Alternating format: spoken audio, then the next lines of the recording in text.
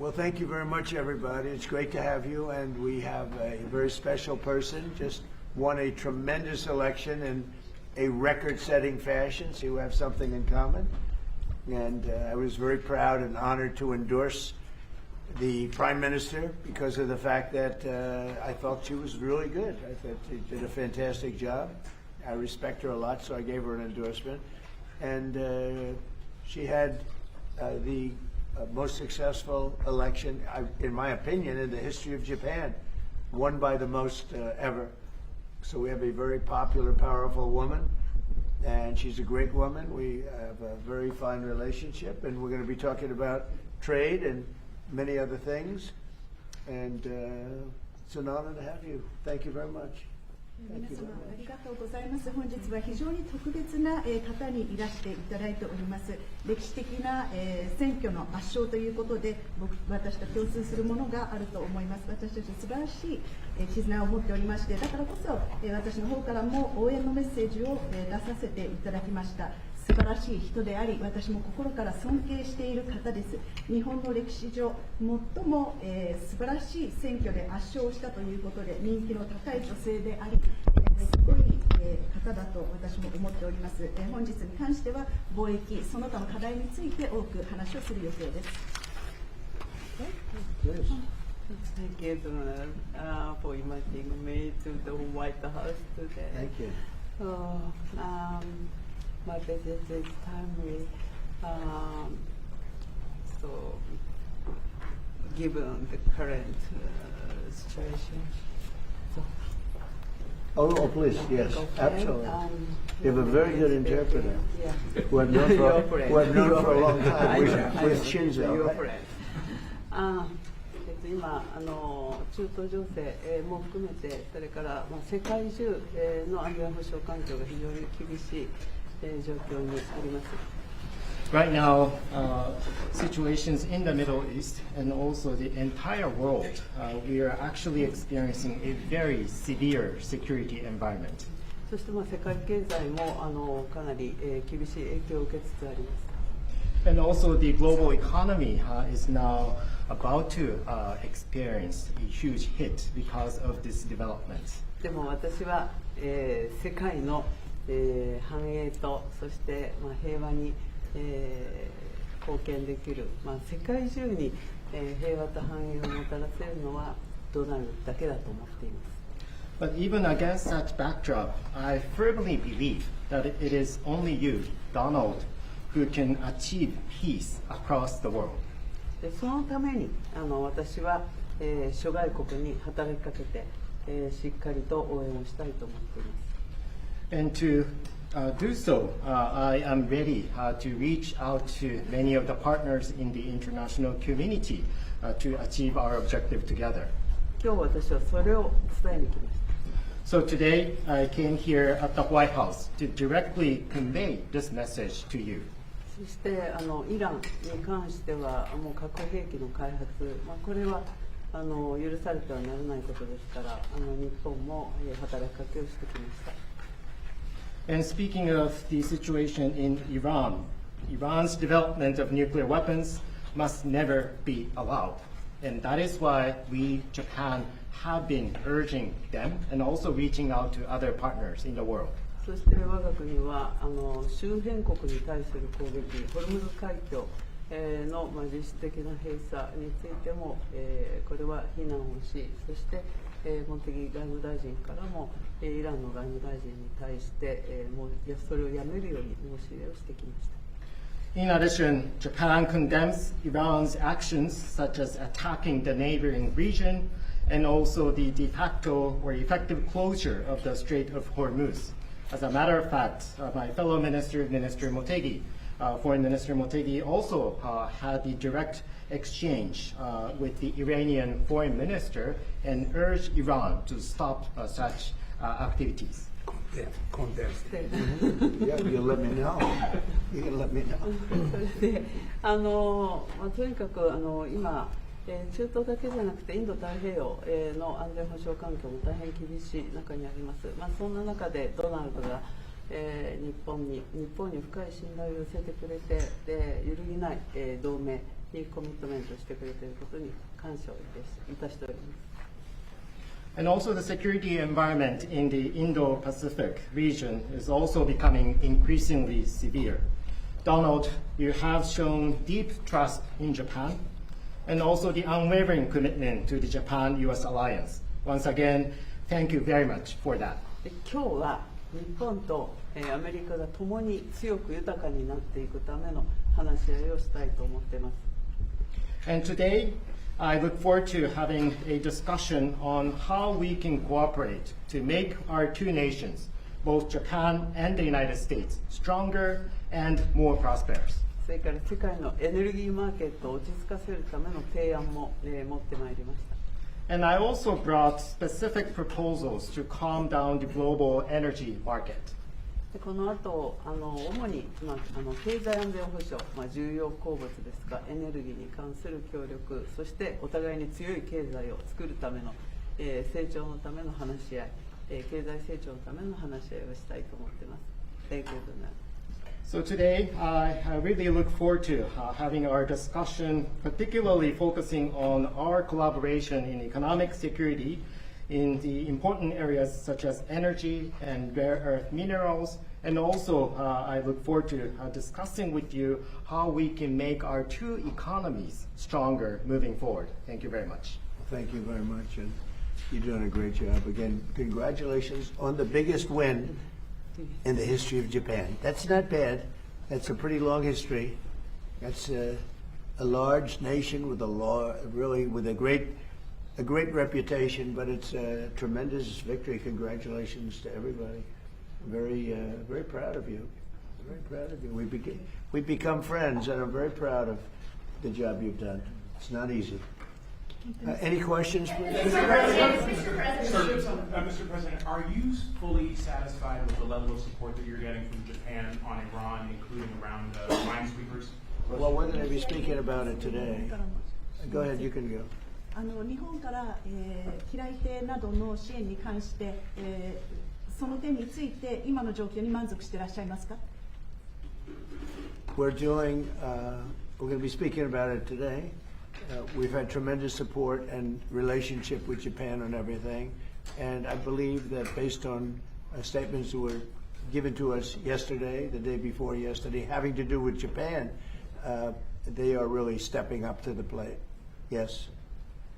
非常に日本から素晴らしい支援も受けていると思います。おとといの、コメントから、日本からはそれに対して非常に力強いメッセージを得ていると私は思っています。Unlike NATO. NATO とは全く違いますね。Please. Mr. President, do you intend to lift sanctions on Iranian oil, and do you intend to potentially put U.S. troops or more troops in the region? No, I'm not putting troops anywhere. If I were, I certainly wouldn't tell you. But I'm not putting troops, and we will do whatever is necessary to keep the price as low. I actually thought when I did this, look, the Dow just hit 50,000 a couple of weeks ago. They said that couldn't happen for 4 years. It wouldn't happen in my term. It's such an outrageous thing because I said it would happen. I didn't know it was going to happen that fast, but it just hit 50,000, and we did that in 1 year, not 4. S&P had just hit 7,000. They said that was even more impossible than the Dow hitting 50, and we did that in 1 year. So it's all done. Everything was going great. The economy was great. Oil prices were very low. Gasoline was dropping to, we had $1.99, $1.85. We had great everything. And I saw what was happening in Iran, and I said, I hate to make this excursion, but we're going to have to do it. And I actually thought the numbers would be worse. I thought that it would go up more than it did. But we're doing this excursion, and when it's completed, we're going to have a much safer world. And the Prime Minister agrees with me on this. She considers it to be terrible what Iran did. I think every country does, just about every country does. Iran is a serious threat to the world, to the Middle East and to the world. And everybody agrees with me. I think virtually every country agrees with me on that. So I wanted to put out that fire. And I said, if we do that, oil prices will go up, the economy will go down a little bit. I thought it would be worse, much worse, actually. I thought there was a chance it could be much worse. It's not bad, and it's going to be over with pretty soon. We've obliterated their Navy. We've obliterated their just about everything there is to obliterate, including leadership. The Navy's gone, their Air Force is gone, their anti-aircraft equipment is gone. We're flying wherever we want, Pete. We have nobody even shooting at us. They have, I mean, and as you know, their leadership is gone. Their leaders are gone. They pick new leaders, they're gone. They pick new leaders, they're gone. And now they're looking for new leaders again. We can take out the island if anytime we want. I call it the little oil island that sits there, so totally unprotected. And we've taken out everything but the pipes. We left the pipes because to rebuild the pipes would take years for them to do. But we are, I would say, we are substantially ahead of schedule. And I had to do this. I call it an excursion. I had to take this little excursion and do something that no other president had the courage to do. And everybody wanted to do it, but they never had the courage to do it. And I don't blame them. I'm not blaming them. It was left to me, and we've done a great job. Our military is incredible. We have an incredible military. We have the strongest military in the world by far. We have the greatest equipment in the world by far. In fact, Japan buys our equipment, buys a lot of it, and we're honored by that. And that's one of the things we'll be talking. They want to buy a lot of the military equipment. So it's just an honor to have the Prime Minister. We've had a tremendous relationship. Okay. Mr. President. I think she's going to have to go first before you. Is that okay? Do you understand? It's very good, I tell you. I mean, it's so nice that we don't have to sit. No, it's very good. I haven't picked up your language, so the next time you come, I'll have your language mastered. All right, go ahead. If the war is almost over, why is the Pentagon going to ask Congress for an additional $200 billion? Well, we're asking for a lot of reasons beyond even what we're talking about in Iran. This is a very volatile world, and the military equipment, the power of some of this weaponry is unthinkable. You don't even want to know about it. Oh, you could end this thing in 2 seconds if you wanted to, but we are being very judicious. What we want to do, don't forget, Biden gave away, I rebuilt the military in my first term. Biden gave away so stupidly to Afghanistan a lot. He didn't want to move it. He was too lazy, too stupid to move it. But it was a very small amount. It was a lot, but it was very small relative to what I purchased and what I built. We want to have vast amounts of ammunition, which we have right now. We have a lot of ammunition, but it was taken down by giving so much to Ukraine. They gave so much. Biden gave $350 billion worth of cash and military equipment to Ukraine, and he didn't rebuild anything. Fortunately, we have a lot. We have a tremendous, unlimited supply of what you'd call middle and upper middle armaments and military equipment, munitions, armaments, but munitions in particular. At the high end, we have a lot, but we're preserving it. We don't really need it, but we're building. Our manufacturers of military equipment are building at a level they've never seen before. They've never done before. Pete's in charge of it with all of us, really. But Pete's been very, very strong on it. The general and Pete, myself, the whole group. And Raytheon is building 4 factories. Lockheed is building 5 or 6 factories, and they're building them fast. Because we had a very tough meeting with them. They were going out and buying back stock for $51 billion in one case. They spent $51 billion buying back stock. Now they're not allowed to do that. And they are now building a tremendous, there's never been anything like it, what's taking place right now.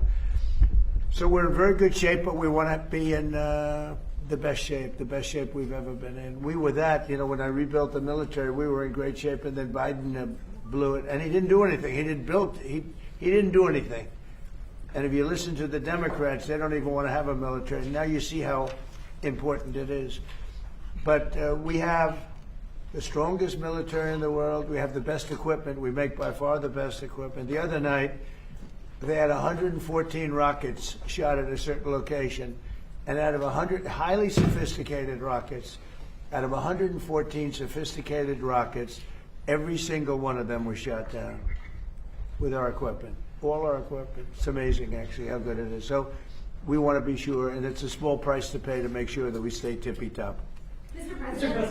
President, can I ask about the Treasury? Thank you, Thank you, Mr. Mr. President. The Treasury Secretary this morning said there were defections among Iranian leadership.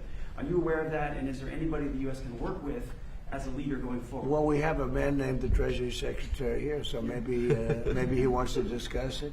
Does anybody know? Do you know who he is? Central Casting. Yeah, so as we are seeing the defections at all levels as they're starting to sense what's going on with the regime. It doesn't get reported here in the U.S. very well, but we are trouncing them from the air, and the regime will probably collapse within itself. At Treasury, we've seen where they wire their money out of the country. We're coming for that. We're going to get it back to the Iranian people. And are you seeing defections? Yes, sir. On Israel, have you There's a talked lot of military defections also. You have a lot of military defections in Iran. have you I don't talked- hate. I don't blame them. Thank you, Mr. President. Have you talked to Prime Minister Netanyahu about attacking the oil and gas fields? Yeah, I did. I told him don't do that, and he won't do that. We didn't discuss. You know, we do. We're independent. We get along great. It's coordinated, but on occasion he'll do something, and if I don't like it, and so we're not doing that anymore. And the last one, if I could, the Fed chairman told me yesterday that he plans to stay until a new Fed chairman is confirmed, and he also plans to stay on the board until the investigation into the Federal Reserve is done. Well, he's under investigation because he's building a building for hundreds of billions of dollars more than it's supposed to cost. The building you see over there is under budget and ahead of schedule. That's the ballroom. The ballroom is a much bigger building. It's a much more complex building than what he's doing, and it's at a fraction of the cost. Something is going on, whether it's contractors. That's what I do best in the world. I build great buildings. I've always done it, and I build them under budget and ahead of schedule. They could have $4 billion. This is a renovation job for $4 billion. And if you look at the building, it's not even, I don't know if Kevin Warsh is ever going to be able to move into it. It's been under construction for years.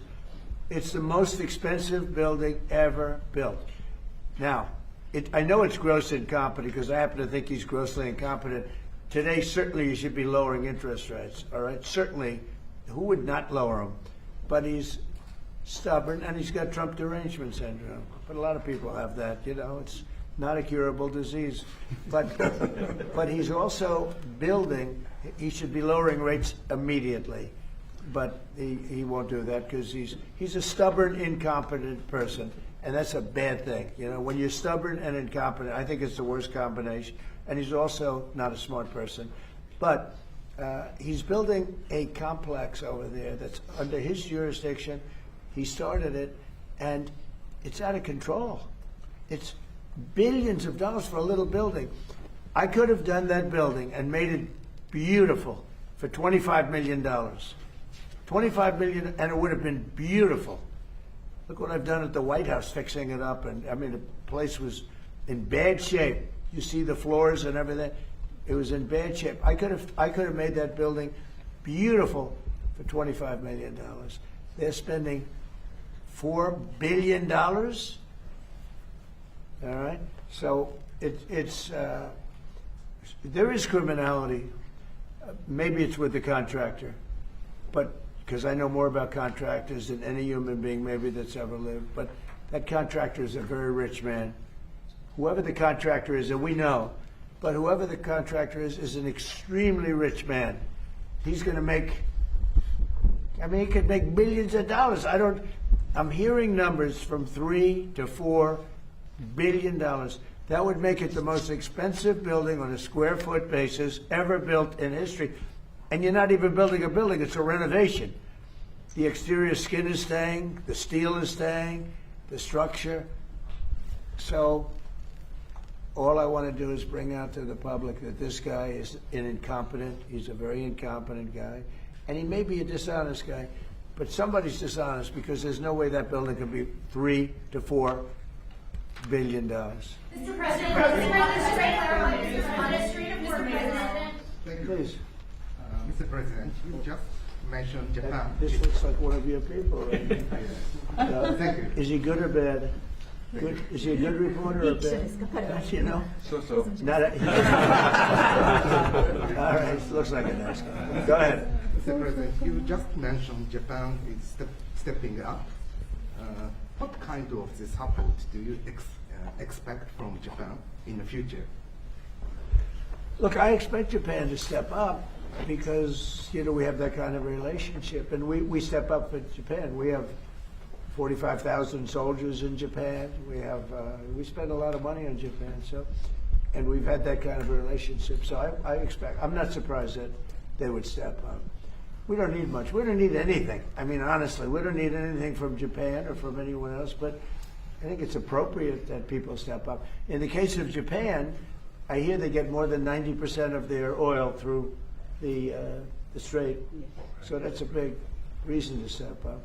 I mean, we've demolished, that country is close to demolished. The only thing is the strait. It's very hard. You could take two people and they could drop little bombs in the water and they're holding things up. We don't want that to happen. But honestly, Japan, China, Europe, parts of Europe, get a lot of their oil through the strait. We get none, practically. We're less than 1%. We don't have to be any percent. We don't even, I think we do it just to be nice. But we, think of it, we don't use the strait. We're defending the strait for everybody else. And then in the case of NATO, they don't want to help us defend the strait, and they're the ones that need it. But now they're getting much nicer because they're seeing my attitude. They're getting much nicer. But it's, as far as I'm concerned, it's too late. UK wants to send aircraft carriers now. And I said, I want the aircraft carriers before the war. I don't want them after the war is won. They want to send me aircraft carriers after the war is. There's practically nobody to shoot at them. Their missile count is down. Maybe you could discuss it by about 90-something%. The drones are way down, and the factories are being demolished. Maybe. Yes, sir. Our missiles being shot are down over 90% since the beginning. One-way attack drones down 90% since the beginning, which is a reflection of overwhelming firepower. But you mentioned the most important part, Mr. President. Their defense industrial base. If you can't make more of it in the future, then you have a limited supply. And so we're going after all of their defense contractors that make all of their exquisite weapons and ensuring that even if they wanted to rebuild more launchers or more missiles, they couldn't in the future. And that's a level of devastation for their military that they've never seen before. So we have, in literally 2 weeks, we've demolished their Navy, their Air Force. All technology is gone. All communication is gone. And all of the leaders are gone. Other than that, they're doing quite well. Okay, how about one more question for the Prime Minister? Let me pick a beautiful-looking person from Japan. A question for the Prime Minister. Go ahead. Yeah. Oh, he doesn't believe he's beautiful. Oh, he's sounding shy. Go ahead, please. Of course, no. Japan and US are very good friends, but. One question, why didn't you tell U.S. allies in Europe and Asia, like Japan, about the war before attacking Iran? So we are very confused about we Japanese citizens. Well, one thing, you don't want to signal too much. When we go in, we went in very hard, and we didn't tell anybody about it because we wanted surprise. Who knows better about surprise than Japan? Okay, why didn't you tell me about Pearl Harbor? Okay, right? He's asking me. Now you believe in surprise, I think much more so than us, and we had to surprise him, and we did. And because of that surprise, we knocked out the first 2 days. We probably knocked out 50% of what and much more than we anticipated doing. So.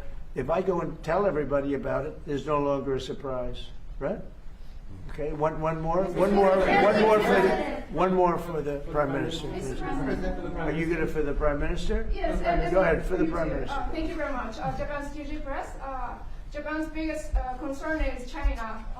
Now they are giving us export control and very harsh terms to criticize us. So will you plan to bring out relationship between Japan and China while you were there, in Yeah. Well, I'll be going to China very quickly, but I think I'd really like to have the Prime Minister talk about China because I know they have a little bit of an edgy relationship, and I'd just like to know where it stands, how you're doing with China. So, please. で日本はいつも中国に対してオープンです。会話はオープンにしています。それから冷静に対応しています。でとにかく米中関係も含めてですね、これが地域の安定、それから世界のサプライチェーン、これに貢献するものであることを願っています。日本は常にオープンです。So first of all, Japan has been consistently open to dialogue with China. And also, second, we have been addressing our relations with China in a calm manner. And also speaking of the U.S.-China relationship, my sincere hope is that the relationship will be something conducive for regional security and also ensuring the global supply chain in the world. Once again, I would like to reiterate that Japan has been consistently open to dialogue with China. And I think we're going to have a great trip. The trip has been postponed for about a month and a half. It's been reset, and we look forward to it. And I'll be speaking Japan's praises when I'm in China with President Xi. But we're going to have some good talks today.